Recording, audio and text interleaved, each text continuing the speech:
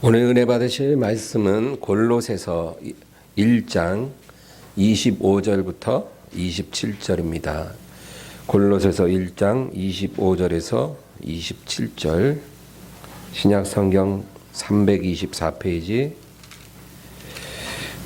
골로새서 1장 25절에서 27절까지 우리 합독하겠습니다. 내가 교회의 일꾼 된 것은 하나님이 너희를 위하여 내게 주신 직분을 따라 하나님의 말씀을 이루려 함이니라. 이 비밀은 만세와 만대로부터 감추어졌던 것인데 이제는 그의 성도들에게 나타났고 하나님이 그들로 하여금 이 비밀의 영광이 이방인 가운데 얼마나 풍성한지를 알게 하려 하심이라. 이 비밀은 너희 안에 계신 그리스도시니 곧 영광의 소망이니라. 아멘. 할렐루야, 할렐루야.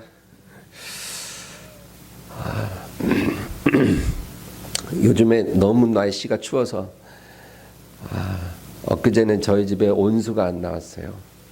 그래서 어떻게 하나, 뭐 도저히 너무 차가워서 씻을 수가 없더라고요. 그래서 이제 히터를 보일러 앞에다가 한 6시간 정도 놔두니까 다시 물이 나오더라고요.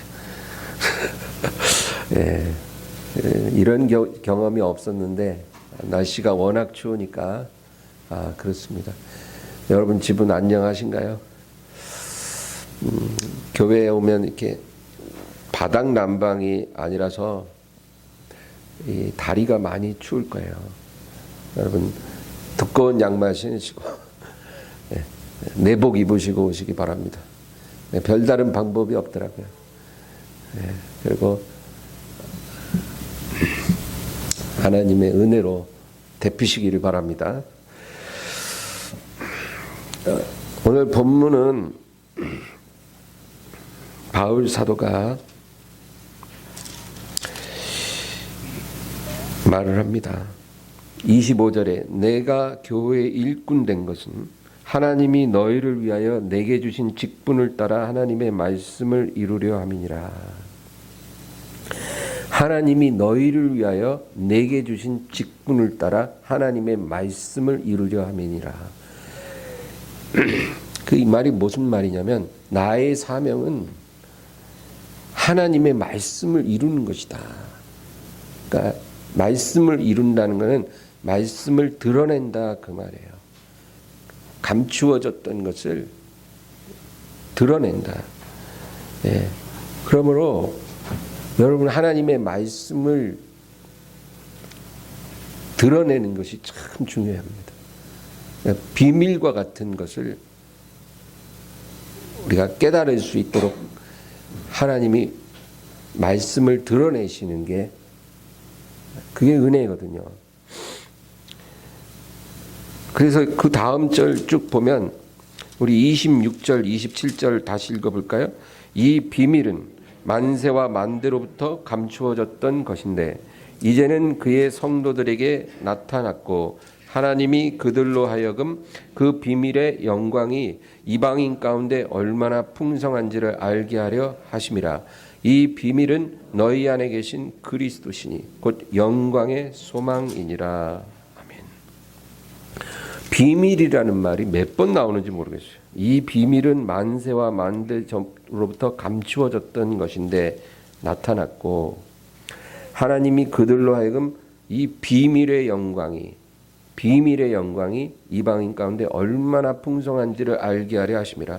이 비밀은 너희 안에 계신 그리스도시니 곧 영광의 소망이니라. 비밀이라 그래요. 뭐를? 말씀을. 근데 이 비밀의 영광이 얼마나 풍성한지를 하나님이 너희가 알기를 원하신다. 여러분 이 공직자들은요, 이 직급이 올라갈수록 그 다룰 수 있는 그 업무상 비밀이 달라진다 그래요. 그래서 위로 올라갈수록 더 중요한 비밀을 열람할 수 있고 접할 수 있다는 거죠. 그래서 비밀도 3급 비밀, 2급 비밀, 1급 비밀, 뭐 특급 비밀, 그렇게 클래스가 다르다는 거예요. 그래서 위로 올라갈수록 그 비밀이 달라지는 거예요. 그래서 그 비밀에도 영광이 다르다, 그 얘기죠. 근데 예수님이 이런 말씀하셨어요. 너희가 보는 것을 보는 눈은 복이 있다. 너희가 듣는 것을 듣는 귀는 복이 있다. 제자들에게 그렇게 말씀하셔요. 그리고 많은 선지자와 왕들이 너희가 보는 것을 보고자 했지만 보지 못했고, 너희가 듣는 것을 듣고 싶었지만 듣지 못했다. 그게 뭐예요? 예수님이에요. 이사야, 예레미야, 다윗, 솔로몬 이런 선지자와 왕들이 예수님을 보고 싶었고 그분의 음성 듣고 싶었지만 못 보고 못 들었다는 거예요. 그러나 지금 너희들은 그것을 보고 있고 듣고 있다. 그 복이라는 거예요. 여러분, 이 비밀의 영광이 얼마나 풍성한지를 우리가 아는 것, 그게 참 하나님의 복이고 은혜인 줄 믿습니다. 이게 바로 예수 그리스도라는 거예요. 예수 그리스도, 그분이 비밀 중에 비밀이에요. 최고의 비밀이에요. 그래서 어떤 비밀보다 예수 그리스도를 우리가 아는 것이 진정한 비밀을 깨닫는 거예요. 평생 교회 다니고 믿음 생활해도 예수님 모르는 사람 너무 많거든요. 주여 주여 한다고 다 믿는 거 아니고 다 아는 거 아니에요. 예수님이 우리에게 임하실 때 뭘로 임하셔요? 말씀으로. 하나님 말씀으로 우리에게 다가오시거든요. 그 말씀을 우리가 못 깨달으면 예수님을 모르는 거예요. 예수님의 말씀을 깨달을 때 예수님을 우리가 깊이 알게 된다, 그 얘기입니다. 땅에 묻혀있는 보물이 있어요. 땅에 묻혀있는 그 보물을 합법적으로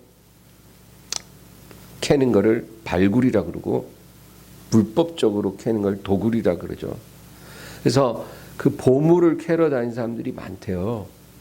네, 얼마 전에도 도굴이라는 영화가 나왔지만, 네, 외국에 가면요, 그 금속 탐지기 같은 거 있죠. 그런 거를 많이 사가지고 공원이나 해변가 이런데 그거 들고 다니는 사람들 그렇게 많대요. 그 금속 탐지기에 가끔 그 보석이나 금반지 이런 게 걸린다는 거예요. 그거 발견하러 다니는 거예요. 일을 삼고, 뭐 휴가 나면은 뭐 딴 거 하는 게 아니라 그거 금속 탐지기 메고 그거 하고 다니는 거예요. 그런 사람들이 많대. 성경의 예수님 말씀 중에도 땅에 감추인 보물, 밭에 감추인 보화 이야기가 나와요. 어떤 사람이 우연히 남의 밭에 들어갔다가 땅에 묻혀있는 보물을 발견했어요. 그래 기뻐하며 돌아가서 자기의 전 재산을 다 팔아 그 밭을 사서,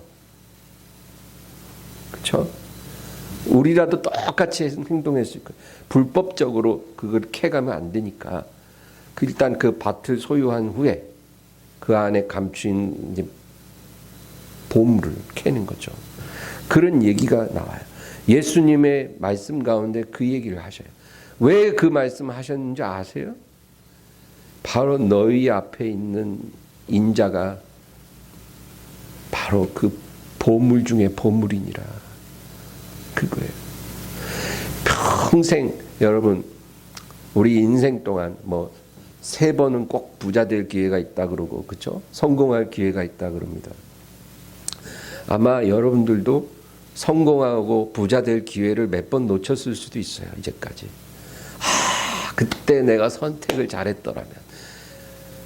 그러는 아쉬움들이 과거에 몇 번씩 있었을 거예요. 근데 그런 것들은 다 괜찮아요. 그런 거는 중요하지 않다는 거예요.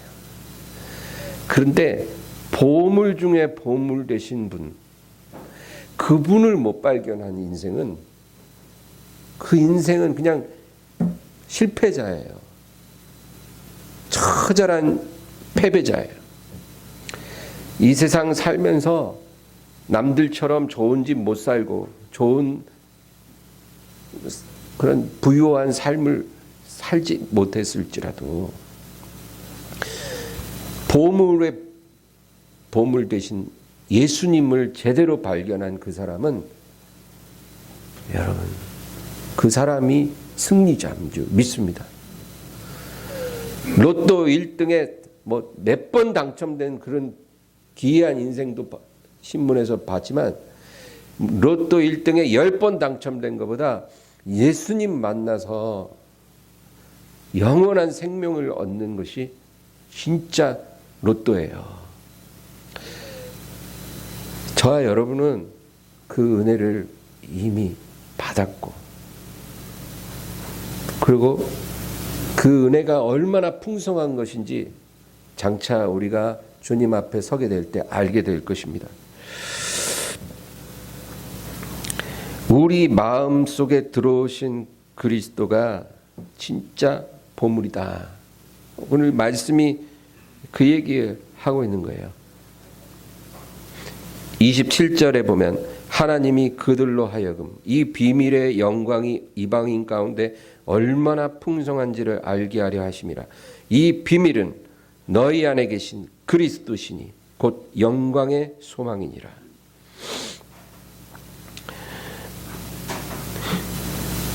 여기서 비밀이라고 하는데, 이거 영어 성경에 보면 미스테리라고 해요. 미스테리. 시크릿이라고 하지 않고 미스테리라고 해요. 그래서 비밀보다는 신비라는 번역이 더 정확한 번역이라고 볼 수 있어요. 신비. 신비예요. 뭐가? 예수 그리스도가. 여러분, 신비라는 말은 어떤 감추어진 진리, 감추어진 영광을 의미해요. 너무나 중요하고 값진 것인데 지금 감추어져 있다, 그 얘기예요. 그것이 우리 앞에 드러나지는 거예요.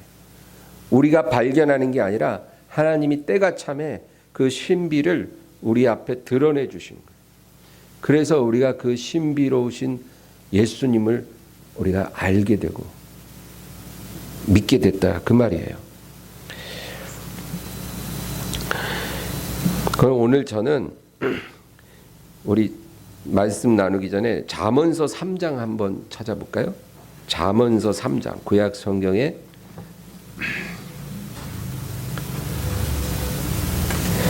잠언서 3장 14절에서 18절입니다.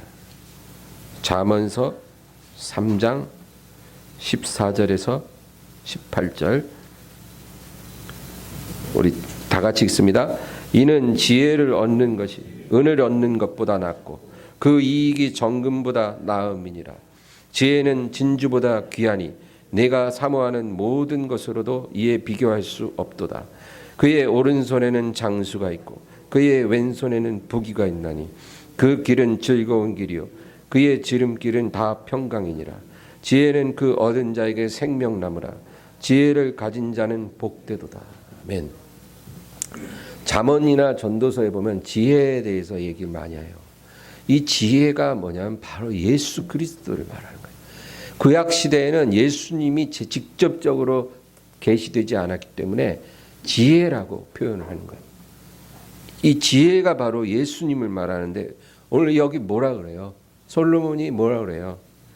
지혜를 얻는 것이 은을 얻는 것보다 낫고 그 이익이 정금보다 나으라. 사람들 금 얼마나 좋아해요. 근데 금과 은보다 더 낫다는 거예요. 지혜는 진주보다도 귀하니 네가 사모하는 모든 것으로 이에 비교할 수 없다. 우리가 이 세상 살면서 우리가 갖기를 원했던 그 무엇이든지 간에 그 어떤 것으로도 이 지혜와 견줄 수 없다. 그 얘기예요. 이 말을 누가 해요? 솔로몬이 한 거예요. 성령의 감동으로. 솔로몬은 어떤 사람이에요? 그 부귀영화가 말로 다 할 수 없는 그런 사람이었어요. 그런 사람이 지금 뭐라 그러냐면 금과 은이나 진주나 그 무엇, 네가 원했던 그 무엇과도 비교할 수 없는 것이다. 지혜다. 그 오른손에 장수가 있고 왼손에 부귀가 있나니 그 길은 즐거운 길이요 평강이라. 지혜는 그 얻은 자에게 생명나무라. 지혜를 가진 자는 복되도다. 이 지혜가 바로 예수님을 말하는 거예요. 예수님을 얻으면 이 세상의 그 어떤 것보다도 비교할 수 없을 만큼 그 귀하다는 거예요. 여러분, 우리가 예수님만 생각하면 다 십자가만 생각하죠. 그렇죠? 십자가. 그래서 예수님 믿는 거는 너무 괴로운 것 같고, 그리고 이 세상이 주는 건 너무 달콤해 보이고, 그래서 어디로 가야 되는 거는 알겠는데 머뭇거려지는 거예요. 괴로운 것 같은 거예요. 이 길이 옳은 길인 건 알겠는데 가기가 괴로운 거예요.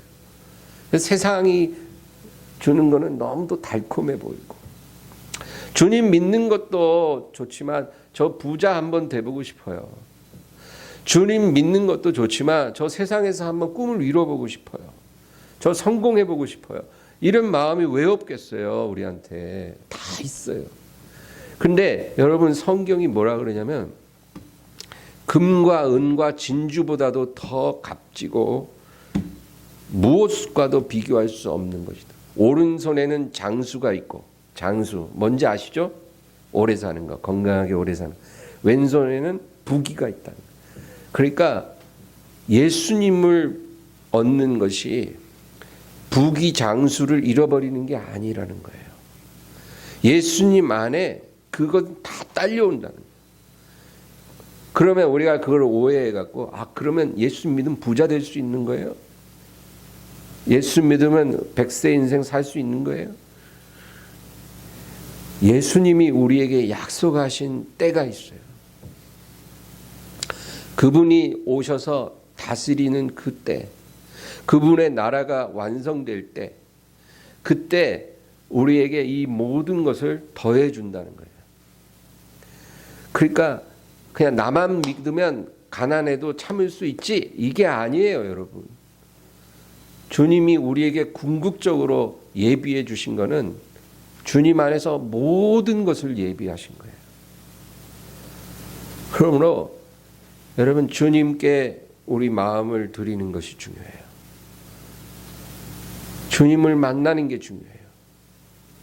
그게 안 되고 그냥 어떻게 내 소원을 이루기 위해서 기도 좀 하고 교회 좀 나가보자, 그런 자세로는 하나님이 기뻐하시지 않는다. 오늘 저는 우리가 성경 말씀을 통해 하나님이 우리에게 가르쳐 주신 5가지 신비에 대해서 여러분과 나누기를 원해요. 성경에는 비밀이라 그랬지만 더 정확한 번역은 신비예요. 신비, 미스테리. 하나님이 우리에게 주신 5가지 신비가 뭔지 살펴보기를 원해요. 근데 결론을 먼저 말한다면 이 5가지 다 예수님을 향하고 있어요. 5가지 신비가 있지만 그것은 예수님을 향하고 있는 거예요. 그래서 예수님으로 말미암은 5가지 신비가 뭔지를 살펴보기를 원하는 거예요. 첫째는 성육신의 신비예요. 여러분, 성육신 많이 들어봤죠? 성육신. 이게 뭐냐면 하나님이 우리와 같은 모습으로 우리에게 오셨다는 거죠. 하나님 누구예요? 창조주예요. 창조주. 여러분, 이 우주가 빅뱅으로 만들어진 것도 아니고 또 아메바가 진화해서 사람 된 것도 아니에요. 그거는 무신론자들이 만들어낸 헛소리예요. 성경은 하나님께서 태초에 계셨고 시작도 끝도 없으신 창조주 하나님께서 말씀으로 만물을 창조하셨다, 그렇게 말씀하고 있어요. 그래서 하나님은 영원하신 하나님, 말씀으로 창조하신 분이에요. 이 창조주가 피조물이 되었다라는 거 놀랍잖아요. 안 놀랍세요?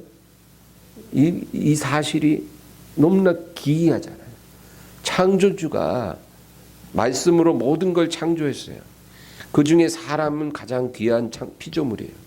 그런데 창조주가 스스로 사람이 되셨다는 거예요.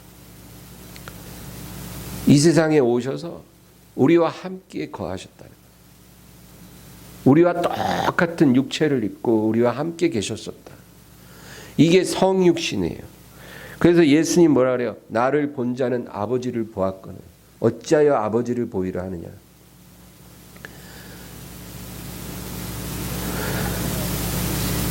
예수님을 보면 아버지를 본 거예요.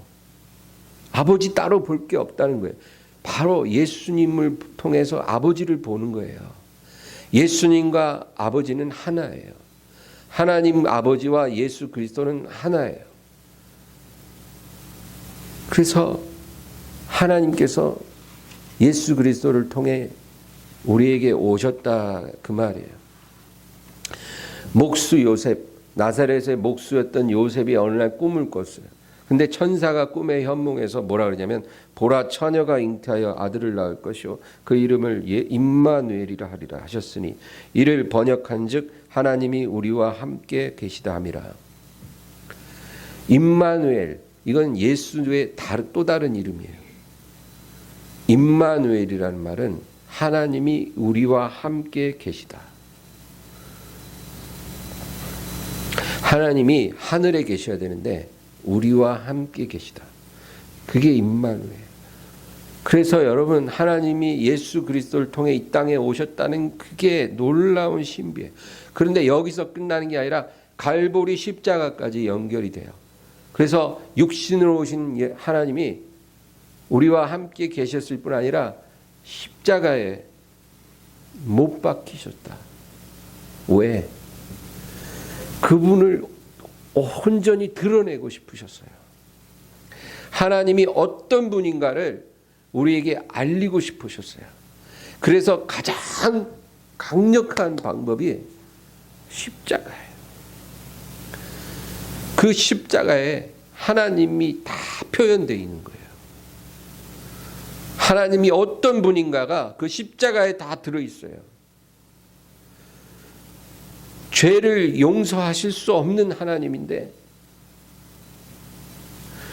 그 죄를 용서하시기 위해 자기가 스스로 그 죄값을 지불하셨다.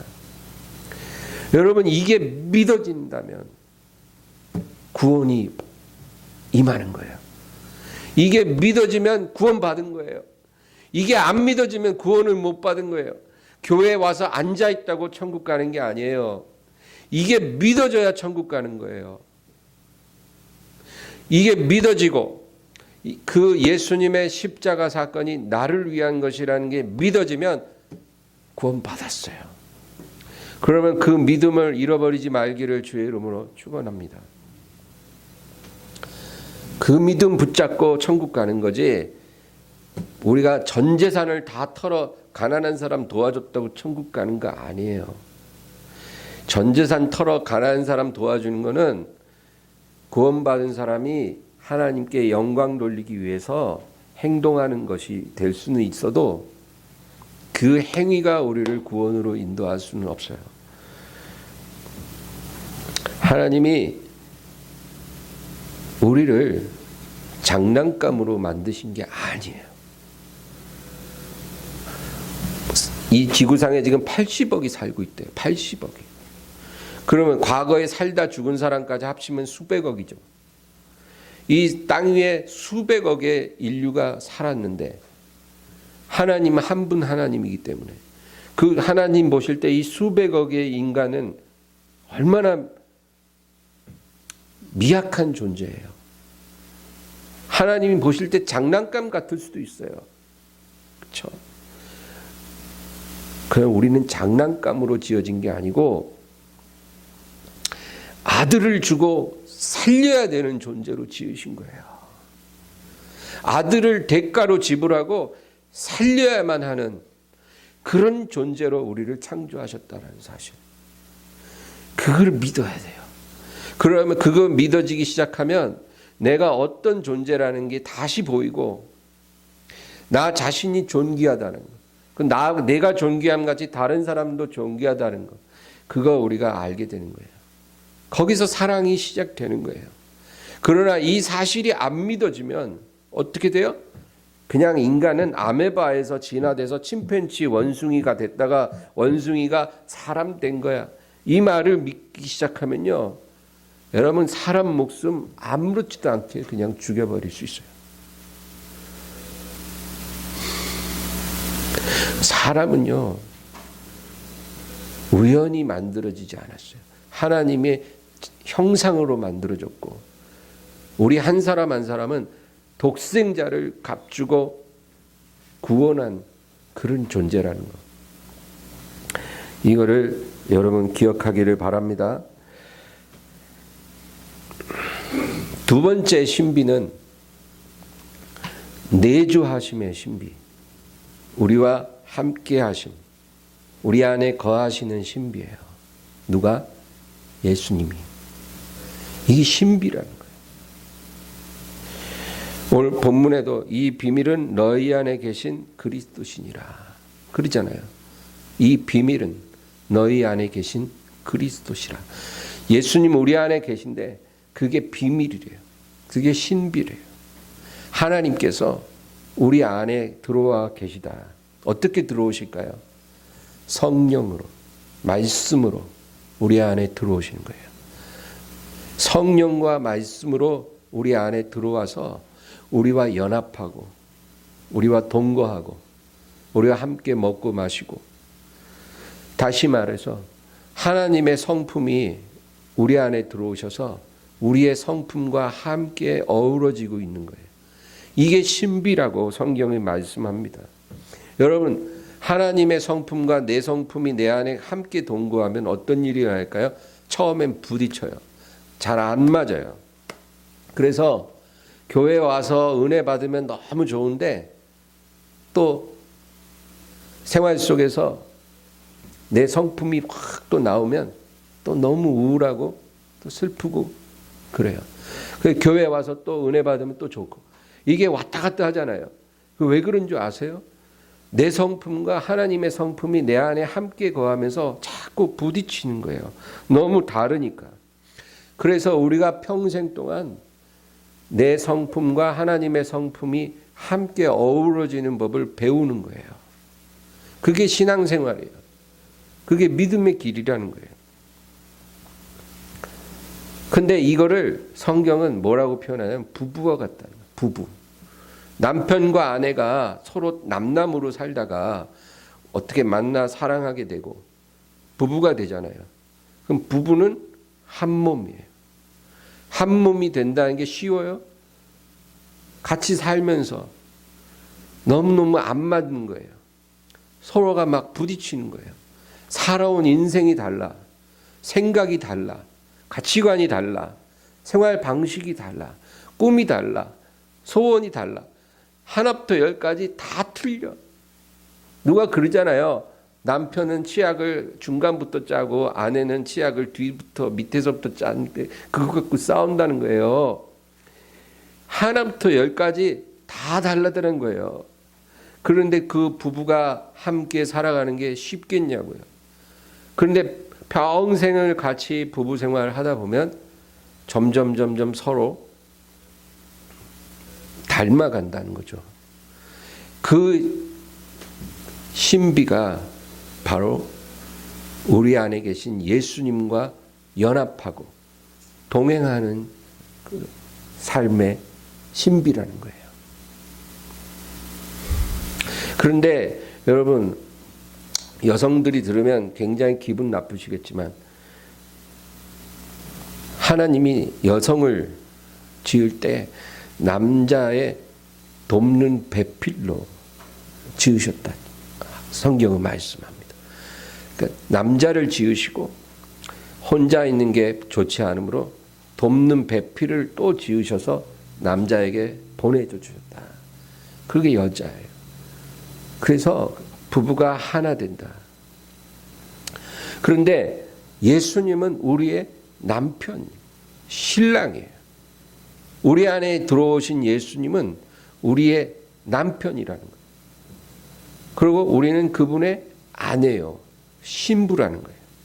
그래서 신랑과 신부의 역할이 뭐냐면 신랑은 신부를 사랑해야 돼요. 그리고 돌봐야 돼요. 신랑이 신부를 사랑하지 않고 돌보지 않는다. 그는 신랑 자격이 없다는 거죠. 그런데 예수님은 그 자격이 충분하신 분이에요. 우리를 위해 십자가에 못 박이시고 우리에게 생명을 주신 분이에요. 우리를 돌보시는 분이에요. 우리의 모든 필요를 채우시는 분이에요. 그분이 우리 안에 들어와 계신 거예요. 그러면 신부된 우리가 할 일은 뭐예요? 그 신랑의 나를 맞춰야 돼요. 생각과 신랑의 생각이 다를 때 신랑을 바가지를 긁어갖고 내 뜻에 맞추는 게 아니라, 신앙생활 그렇게 하는 사람 너무 많더라고요. 막 예수님을 길들여. 안 돼요. 예수님이 내 안에 딱 들어오신 순간부터 내가 예수님에게 길들여지고 맞춰줘야 돼요. 예수님의 생각에 맞추고 예수님의 방식을 따라가고 예수님의 소원을 이해하고 그분의 길을 따라가는 거예요. 그게 신부가 할 일이라는 거예요. 그게 우리의 평생 가야 될 과제예요. 에베소서 5장 31절 32절을 제가 읽겠습니다. 사람이 그의 아내와 합하여 그들이 한 육체가 될지니 이 비밀이 크도다. 나는 그리스도와 교회에 대하여 말하노라. 그리스도와 성도, 그리스도와 교회에 하나 되는 것, 그것이 신비라는 것. 여러분, 우리 안에 계신 주님과 연합하고 하나 되어 그분의 길로 순종하며 따르기를 주의 이름으로 축원합니다. 세 번째 신비는 교회를 통한 성도의 연합의 신비예요. 이것도 놀라운 신비라고 말씀해요. 여러분, 교회는 뭐예요? 어떤 건물이에요? 아니죠. 조직이에요? 아니에요. 교회는 그리스도를 모시는 성도들의 연합이 교회예요. 그리스도를 믿는, 그분을 섬기는 사람들, 그 사람들이 모였을 때 거기가 교회예요. 어떤 교회든지 그 조건만 있으면 탄생하는 거예요. 코로나가 아무리 이렇게 세상을 덮어도 교회가 사라지지 않을 수 있는 것은 우리가 그리스도를 믿는 사람으로서 2명, 3명, 4명 모여서 교제하고 섬기고 예배드리면 거기가 교회가 되는 거예요. 이 건물이 문을 닫게 돼도 가정에서, 일터에서 어떤 조그마한 공간만 있으면 그곳에 2명, 3명, 4명 모이면 그게 교회예요. 그렇게 해서 서로 교제하고 연합하고 섬기는 것, 그거를 하나님이 원하시고 그 교회를 세우셨다는 거예요. 여러분, 이 교회의 신비를 우리가 알아야 돼요. 근데 이 교회가 놀라운 점은 세상이 어떤 구분하는 그런 경계선을 다 초월하는 공동체라는 거예요. 여러분, 세상을 보세요. 세상은 백인들은 백인들끼리 어울려요. 흑인은 흑인들끼리, 히스패닉은 히스패닉끼리, 동양인은 동양인끼리, 그런 게 있잖아요. 인종차별이 있다는 거예요. 그리고 국적도 달라요. 한국인은 한국인끼리, 중국인은 중국인끼리, 미국 사람 미국 사람, 다 국적 따라, 민족 따라, 그렇죠? 그리고 또 공부 많이 한 사람, 공부 많이 한 사람끼리 대화가 통한다는 거예요. 예? 심지어는 서울대 출신, 서울대 출신, 연대 출신, 연대 출신, 하버드 출신, 하버드끼리 그래요. 그리고 막 고등학교밖에 안 나온 사람은 그 고등학교 안 나온 사람들끼리, 배운 사람은 배운 사람끼리, 못 배운 사람은 못 배운 사람끼리, 또 재산이 많은 사람 많은 사람끼리, 적은 사람 적은 사람끼리, 100억 넘는 사람은 100억 넘는 클럽이 있고, 50억에서 100억 사이는 그것도 그 또래끼리 모인다는 거예요. 세상은 그렇대요. 골프 좋아하는 사람은 골프 치는 사람끼리, 등산 좋아하는 등산 좋아하는 사람끼리, 정치적인 성향이 보수인 사람 보수인 사람끼리 모여갖고 맨날 저기 문재인 대통령 욕하고, 그렇죠? 또 진보적인 성향을 가진 사람, 그 사람들끼리 모여갖고 또 과거의 보수 정치인들 또 욕하고 뭐 그렇잖아요. 정치적인 생각이 다르면 또 맨날 싸우고, 이런 세상이 구분짓는 모든 것들을 다 초월하고 그런 것이 무의미해지는 것이 교회예요. 인종과 국적과 모든 성향을 다 초월해요. 배웠든 안 배웠든, 가졌든 못 가졌든, 사회적 지위가 높든 낮든, 국회의원도 여기 앉고 노숙자도 그 옆에 앉는 곳이 교회예요. 왜? 예수님을 믿는 것 그 하나가 유일한 우리의 목적이기 때문에. 그것이 교회예요. 그러니까 교회는 정말로 신비로운 공동체예요. 우리의 과거의 삶도 전혀 문제되지 않아요. 전과 시범이 앉아 있을 수도 있어요. 교통법규 한 번 안 어긴 사람하고 같이 나란히 앉아서 예배 드릴 수 있는 곳이 교회예요. 과거에 몸을 팔았던 여자든, 동성애에 빠졌었던 남자든, 마약 중독으로 완전히 폐인이 됐다 살아난 사람이든 상관이 없어요. 지금 내가 하나님 앞에 회개하고 돌아와서 새 사람 되었으면 과거는 의미도 없고 묻는 사람도 없어요. 지금 내가 주님을 향하고 믿고 따르고 있다면 그거 하나면 충분한 거예요. 그것이 바로 교회라는 거예요. 믿음이 좋은 사람이든 나쁜 사람이든 상관이 없어요. 아주 믿음이 연약한 사람도 있어요. 아주 믿음이 견고한 사람도 있어요. 그렇다고 해서 두 사람이 못 어울릴 게 하나도 없는 거예요. 왜? 똑같이 예수님을 사랑하고. 그런 사람들이 모여 함께 예배드리고 기도하는 영적인 공동체, 그것이 바로 교회다. 에베소서 2장 21절 22절을 제가 읽겠습니다. 그의 안에서 건물마다 서로 연결하여 주 안에서 성전이 되어가고 너희도 성령 안에서 하나님의 거하실 처소가 되기 위하여 예수 안에서 함께 지어져 가느니라. 주님 안에서 서로 연결되어 성전으로 지어져 가고 있다는 거예요. 누가? 저와 여러분이, 교회 구성원들이 다 연결되어 있다는 거예요. 그래서 우리 모임 전체가 하나의 성전으로 예수 안에서 지어져 가고 있다. 그 얘기예요. 그러므로 교회는 어떤 이해관계를 위해서 모이는 어떤 그런 조직이 아니라 예수님을 섬기기 위한 유기체적인 공동체예요. 우리 새끼발가락 하나 다치면 온몸이 아프듯이 교회가 그런 곳이라는 거예요. 신경 조직이 다 연결이 되어 있다는 거예요. 그래서 새끼발가락 하나 다쳤는데 온몸이 힘들어. 막 잠을 못 자. 너무 아파서. 막 얼굴도 찡그려지고 막 걷는 것 자체가 힘들어.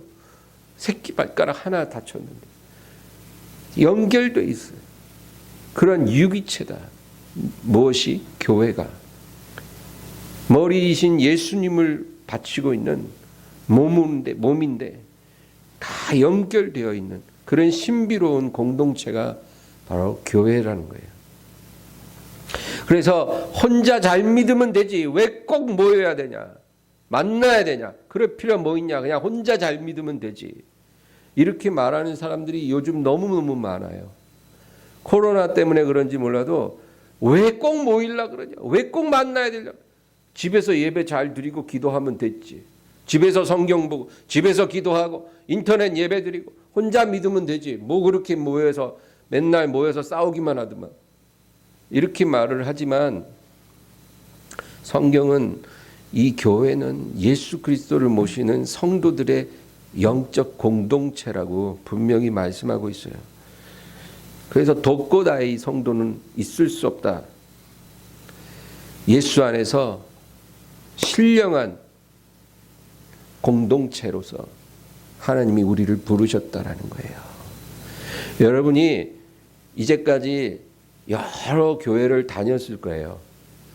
꼭 한 교회만 다닌 사람은 없을 거예요. 그 모든 교회가 다 예수님의 교회예요. 하나님의 섭리로 이 교회에 다니다 저 교회로 갈 수도 있고 그렇지만 그 교회 자체가 무의미한 것이라고 누가 말한다면 그것은 전적으로 잘못된 말이다. 우리가 이 세상 사는 동안에 끝날까지 이 교회 공동체가 무의미하다라고 생각하면 절대로 안 돼요. 비록 이 전염병으로 인해 마스크 쓰고 방역하면서 조심조심 모여요. 그렇긴 해야죠. 저는 코로나 터져서 지금까지 제가 좋아하는 목욕탕 한 번 못 갔어요. 혹시 폐가 될까 봐. 제가 좋아하는 어떤 시설에 한 번 못 가요. 조심스러워서. 최선을 다해서 조심하는 건 좋은데 그러나 이 공동체 자체가 무의미하다. 그냥 혼자 믿어라. 이거는 하나님의 음성은 결코 아니다라고 저는 생각합니다. 그래서 여러분이 혹시 마음에 두려움이 와서 지금은 내가 교회를 갈 수가 없다 생각하면 그냥 오지 마세요. 얼마든지 그거는 자기가 결정할 수 있어요. 그러나 무엇이 하나님이 말씀하시는 방향인가는 제가 알려드리고 싶어요. 그것을 받아들이고 안 받아들이고는 각자의 선택이면 돼요. 성경에 보면 예외적인 경우가 있어요. 하나님이 그 사람을 일부러 혼자 놔두는 거야. 특별한 계획을 갖고. 그렇죠? 모세가 미디안 광야에 있었어요. 엘리야는 그리시네가에 혼자 있었어요. 사도 요한은 반모섬의 유배대에서 혼자 있었어요. 요셉은 감옥에 2년 갇혀 있었어요. 내가 공동체에서 신앙생활을 하고 싶어도 할 수 없을 만큼 그렇게 하나님이 나를 따로 딱 떨어뜨려 놓을 때는 그때는 하나님의 특별한 계획이 있는 거예요. 그거는 괜찮은 거죠. 그러나 내 스스로가 혼자 믿겠다. 그거는 하나님이 뜻이 결코 아니라는 거예요. 잠언서 18장 1절을 제가 읽겠습니다. 무리에게서 스스로 나뉘는 자는 자기 소욕을 따르는 자라. 온갖 참 지혜를 배척하느니라. 무리에게서 스스로 나뉘는 것. 그건 뭐라고요? 자기 소욕을 따르는 것이다. 여러분 스스로 무리에게서 나뉘어져 혼자 믿겠다. 그런 마음은 하나님이 기뻐하시지 않는다.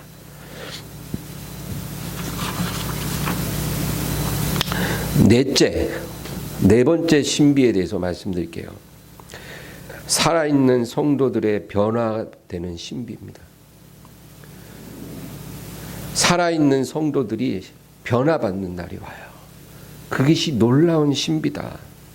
고린도전서 15장 우리 한번 찾아볼까요? 고린도전서 15장입니다.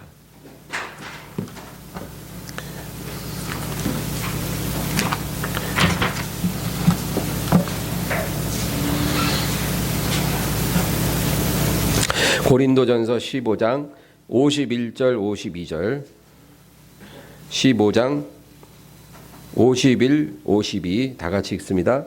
보라 내가 너희에게 비밀을 말하노니 우리가 다 잠잘 것이 아니오 마지막 나팔의 순식간에 호련히 다 변화되리니 나팔 소리가 나매 죽은 자들이 썩지 아니할 것으로 다시 살아나고 우리도 변화되리라. 아멘. 내가 너희에게 비밀을 말하노니 여기서 비밀이 나와요. 이건 신비예요. 신비를 내가 드러내노니 우리가 잠잘 것이 아니오 마지막 나팔의 순식간에 호련히 다 변화되리라. 마지막 나팔 소리가 들릴 때 순식간에 호련히 변화되어 우리가 공중에서 주님을 뵙게 된다는 거예요. 여러분, 이런 일이 장차 일어날 것이라고 분명히 성경은 경고하고 있어요. 여러분, 제가 저를 이상하게 보면 안 돼요. 저는 이상한 말을 하는 사람이 아니라 성경을 말하고 있는 거예요. 하나님이 성경을 통해 우리에게 드러내 주신 신비에 대해서 말을 하는 거예요. 예수님이 마르다 있죠. 마리아와 마르다, 그 자매가 있는데 마르다에게 뭐라 그러냐면 나를 믿는 자는 죽어도 살겠고 살아서 나를 믿는 자는 영원히 죽지 아니하리니 이것을 네가 믿느냐 그래요. 이 말씀을 나사로가 죽었을 때 하시는 거예요. 나사로가 죽은 상황에서 예수님이 지금 놀라운 신비를 드러내는 거예요. 마르다에게 나를 믿는 자는 죽어도 살고 살아서 믿는 자는 영원히 죽지 아니할 것을 네가 믿느냐. 여러분, 이 말씀이 언제 이루어지는 말씀이냐면 마지막 나팔이 울려서 주님이 이 세상에 오시고 저와 여러분을 끌어올려서 공중에서 영접하실 때 그때 일어나는 일이에요. 주 안에서 죽은 자들은 다시 살고 그때 살아있는 자들은 호련히 변화돼서 주님을 만나게 되리라. 지금 코로나 상황이요, 한 번도 경험하지 못했던 상황이에요. 우리의 일생 동안 많은 전염병이 있었지만 지금처럼 이렇게 오랜 세월 우리를 힘들게 했던 전염병은 처음이에요. 언제 끝날지도 몰라요.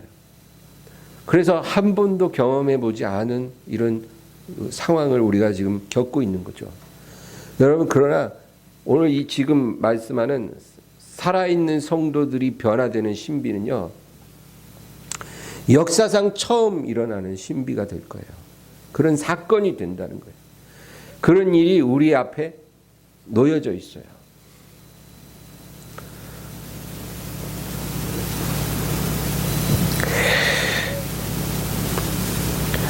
성경에는 이것을 예표하는 두 번의 사건이 나와요. 에녹과 엘리야입니다.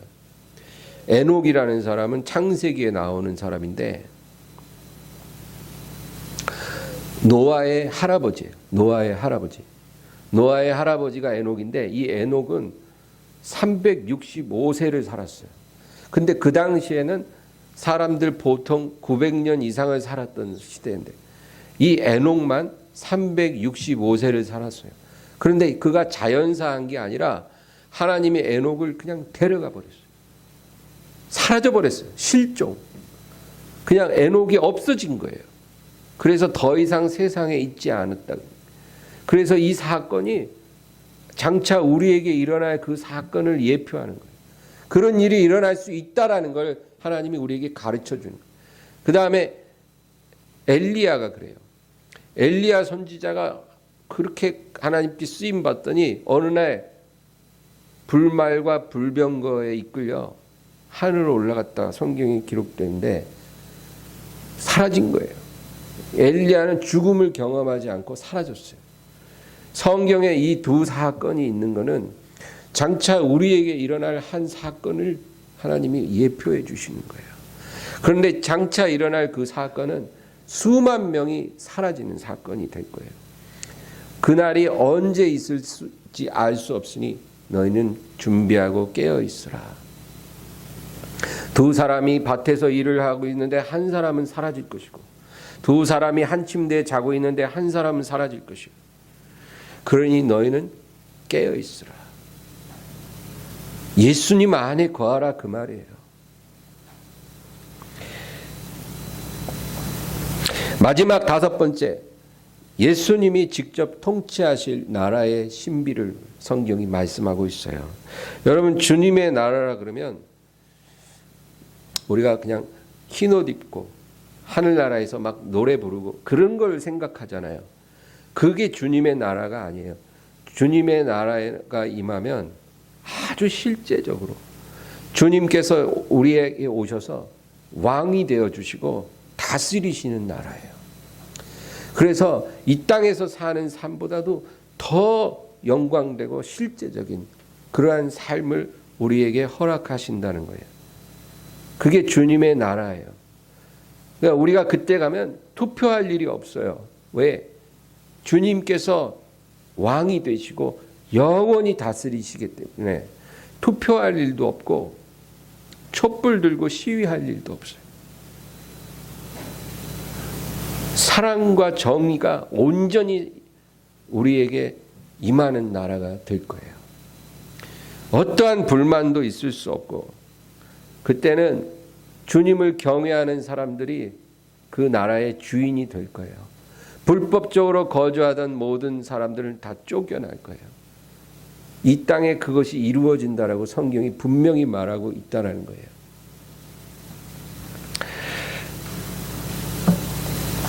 느부갓네살 왕이 꿈을 꿨어요. 다니엘서에 보면 느부갓네살이라는 왕이 나와요. 이 왕은 역사적으로 실존했던 인물이에요. 여러분 유튜브나 EBS 다큐멘터리 같은 거 보면 이 바빌로니아 고대 바빌로니아의 가장 위대한 황제였던 느부갓네살 2세라는 왕이 나와요. 이 실존 인물이에요. 이 느부갓네살 왕이 바빌론이라는 도성을 건축했어요. 그 도성이 20세기 초에 독일의 고고학자에 의해서 발굴이 됐어요. 그 전에는 그것이 그냥 하나의 신화였어요. 바빌론이 실제 있었냐? 그건 알 수 없다. 헤로도토스의 역사라는 책이나 이런 역사 문서에는 그 바벨론에 대해서 다 기록이 되어 있어서 알지만 그 역사의 유물이 전혀 없기 때문에 그것이 하나의 전설일 수 있다. 신화일 수 있다. 이랬거든요. 그런데 20세기 초에 독일의 고고학자들이 지금 이라크 바그다드에서 100km 떨어져 있는 지점에서 고대 바빌론 도성의 유물을 발견한 거예요. 그 흙더미에서 20m 아래로 파고 내려가니까 과거의 그 성벽과 건물들과 모든 유적이 그대로 다 남아 있는 거예요. 그래서 드러나서 어마어마한 도시예요. 느부갓네살이 그 도시를 짓고 제국을 다스렸어요. 그런데 그 다니엘서에 보면 그 왕이 어느 날 꿈을 꿨어요. 꿈에 큰 신상이 나와요. 너무나 무시무시한 신상이 딱 서 있는데 머리는 금이고 가슴은 은이고 배는 노시고 다리는 철이고 그리고 발가락은 발인 이 철과 진흙이 섞여 있어요. 기이하고도 무시무시하게 생긴 신상을 꿈에서 딱 본 거예요. 그런데 갑자기 사람의 손으로 말미암던 큰 바위돌 하나가 날아오더니 그 발을 딱 때리니까 그 신상이 무너졌는데 산산조각이 나서 간데 없고 그 바위돌이 점점점 커져서 온 땅에 가득하더라. 그런 꿈을 꿨다는 거예요. 그 왕이. 그런데 다니엘이 와서 그 꿈을 해석해 주는 거예요. 그런데 여러분 그게 무슨 뜻인지 아세요? 금으로 된 머리는 바로 당대의 제국인 바빌론 제국을 말해요. 그 다음에 은으로 된 가슴은 바벨론이 멸망하고 그 다음에 등장할 페르시아 제국을 상징해요. 아직 오지 않은 거예요. 그때는 페르시아 제국이죠. 그 다음에 노스로 된 배는 알렉산더가 세운 헬라 제국. 그리고 철로 된 하체는 로마 제국을 상징해요. 그리고 마지막에 있는 진흙과 철이 섞여 있는 발은 아직 역사에 성취되지 않은 제국이 하나 더 있다는 거예요. 그런데 그 아직 성취되지 않은 그 마지막 제국을 바위돌이 날아와서 탁 때림으로 전체가 다 무너지는 거예요. 이 땅에 이제까지 왔던 모든 제국들은 하나님이 세우신 제국이 아니라는 거예요. 주님이 다스리는 제국이 아니라 세상 임금 마귀가 세웠던 제국들이에요. 그런데 그 제국의 마지막 제국이 있을 때 주님의 나라인 돌이 따라와서 그것을 때려서 무너뜨리고 온 천하에 가득하게 된다, 그 얘기예요. 여러분, 바빌론 제국, 페르시아 제국, 헬라 제국, 로마 제국이 실제로 역사에 있었던 제국이었다면 그 돌로 이루어지는, 돌로 상징된 예수님의 나라도 실제 이루어질 나라라는 거예요. 그냥 흰옷 입고 저 구름 위에 떠다니고 이런 나라를 말하는 게 아니라 이 땅에 예수님이 오셔서 실제로 이루시고 다스리실 그 나라가 임할 거라는 걸 성경이 분명히 말해주고 있다는 거예요. 여러분, 그 나라에 들어가고 싶지 않으세요? 그 나라가 1000년간 이루어질 거라고 성경이 말씀하고 있어요. 1000년. 그리고 그 나라가 임했을 때 그 나라를 소유하게 될 자들, 그 나라를 상속받을 자들은 예수님을 사랑하는 사람들이라는 거예요. 그들이 그 나라의 백성이 되고 주인공이 될 거고, 그리고 주님께서 그 각 사람에게 반박할 수 없는 보상을 주신다는 거예요. 제가 아까 지혜를 얻는 자는 오른손에 장수요 왼손에 북이라 그랬죠. 그것이 그때 성취되는 거예요. 1000년 동안 병들지 않고 늙지 않고 죽지 않고 우리가 주님과 함께 사니까 그만한 장수가 어디 있겠어요. 그리고 그때 우리에게 주어질 보상은 이 세상에서 우리가 원하는 그 무엇과도 비교할 수 없는 보상이 주어진다라는 거예요. 여러분, 그 사실을 믿으세요? 제가 지금 이상한 말 하고 있는 게 아니라 성경 말씀하고 있는 거예요. 그 약속을 주셨어요. 그러니까 여러분, 이 세상에서 우리가 뭔가를 얻기 위해 예수님을 배반하거나 예수님을 슬프게 하지 말아야 된다는 거예요. 그것만큼 어리석은 일이 없어요. 모든 걸 다 포기해서라도 예수님을 붙잡으세요. 내가 예수님을 믿고 따르고 섬기는데 필요하다면 그 어떤 희생이라도 감수할 수 있다는 거예요. 그 마음을 가지시기를 바랍니다. 우리에게 약속하신 놀라운 나라가 있다라는 거예요. 그것이 성경이 말하는 마지막 5번째 신비예요. 이 나라를 사모하면서 우리에게 주어진 이 세상 삶도 열심히 살고, 낮에 오실지 밤에 오실지 언제 오실지 알 수 없으나 늘 깨어 주님을 기다리는 저와 여러분이 되기를 바랍니다. 이 5가지 신비를 믿고 받아들이고 사는 사람이 바로 믿음의 사람이고 영의 사람이에요. 이것에 대해서 관심도 없고 알려고도 하지 않는 사람은 육에 속한 사람입니다. 여러분, 어떻게 사실 거예요? 하나님 앞에서는 영의 사람 있고 육의 사람 있고 두 종류밖에 없는데, 여러분, 인생은 딱 한 번이에요. 우리가 이 세상 사는 동안 우리가 선택할 일이 많은데요, 제일 중요한 선택이 바로 이 선택이에요. 나는 영의 사람이 될 것인지 육의 사람이 될 것인지, 예수의 사람이 될 것인지 육의 사람이 될 것인지 우리가 선택하는 거거든요. 여러분, 어떤 거 선택하고 싶으세요? 그냥 나 육으로 살다 갈래요. 여러분, 그렇게 선택하시려면 그렇게 하세요. 그러나 그게 아니라 나는 예수의 사람, 영의 사람이 되기를 원하고, 하나님이 우리에게 주신 5가지 신비를 다 소유하고 누리는 사람이 되기를 원합니다. 여러분, 그렇다면 오늘 복을 받은 줄 믿습니다. 이 믿음으로 살기를 주의 이름으로 축원합니다. 하나님 아버지, 감사합니다. 좋은 날씨지만 주님 앞에 나온 주의 자녀들을 축복해 주시옵소서. 하나님의 사랑으로 덧입혀 주시고 우리의 신비 되시고 비밀 되신 예수 그리스도를 더욱더 알게 하여 주시옵소서. 그분 안에 거하게 하여 주시고 그분의 신비 속에서 복을 누리게 하여 주시옵소서. 하나님 아버지, 주님이 세우신 교회의 영광 가운데 우리가 서로 사랑하고 섬김 다하게 하여 주시고, 주님 오실 때까지 주님 앞에 믿음으로 살아가게 도와 주시옵소서. 예수님의 이름으로 기도합니다. 아멘. 말씀을 생각하면서 간절히 기도하겠습니다. 주여, 주여, 주여.